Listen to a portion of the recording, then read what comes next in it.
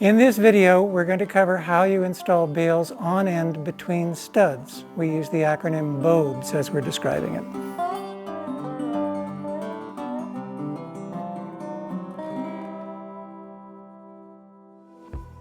Straw bales can be placed in a wall in several orientations, and each has advantages and disadvantages. Walls with bales placed vertically or on end between 2x studs are usually sheathed with plywood. This is a familiar framing system for most conventional builders in North America and allows for a variety of exterior siding systems, including plaster, cement board, or metal siding.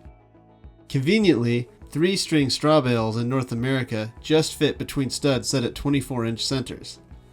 Once placed against the plywood sheathing, washers and long screws or baling twine secure the bales tightly against out-of-plane forces.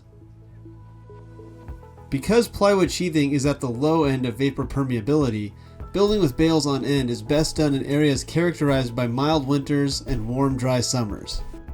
Because of plywood's relatively low vapor permeance, the BOEBS system is appropriate to use in climates similar to those found in Eugene, Oregon, and Vallejo and Lake Tahoe, California, so long as there's a minimum 3/16 of an inch air gap on the exterior of the plywood before siding or stucco coverage, and the interior walls use a clay plaster. Builders take several steps to ensure a well-stacked bales on end wall assembly.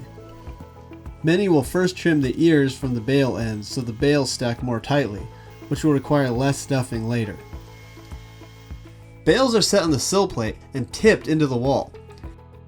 3-string bales will just squeeze between studs on 24-inch centers, leaving a narrow vertical gap between bales for stuffing. To keep bales tight to plywood sheathing, some builders use 14-inch long screws and plywood washers secured to the 2x framing on 2-foot vertical centers. Some builders use synthetic strapping to secure the bales. The long vertical gaps between bales can be stuffed in 2 ways. The most common method is to feed loose straw by hand into the gap and compact it with a flat stuff stick. Another method, often used for difficult to stuff spaces, employs a scrap of house wrap somewhat wider than the wall depth and about the length of a straw bale. After placing one bale, strap the long edge of the house wrap to the other side of the stud in 2 or 3 places and pull it taut, parallel to the bale. This curtain holds the loose straw in place until the next bale is placed. When that's done, simply tug on the building wrap to free it for reuse. This method is helpful when stuffing loose straw into a space that might be inaccessible after the bales are placed. For example, when there's also an interior stud that supports ledgers or partition walls and a stuff stick can't be used.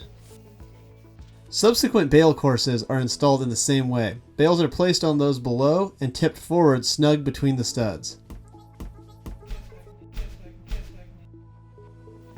When stud spacing is narrower than 24 inches, bales will need to be cut lengthwise. You can use a chainsaw freehand, with a straight edge, or in a jig purpose designed to hold a bale for long vertical cuts. The top course of bales must be sized to fit tightly under the top plate. Some builders will slightly oversize the bale, then compress them before placement. Once in the wall, the compression can be released so the bale expands to tightly fill the space. Bales on end stacked between studs of a plywood sheathed building involves a common and well understood framing system and makes for a fast wall assembly amenable to a variety of exterior siding systems. BOEBS.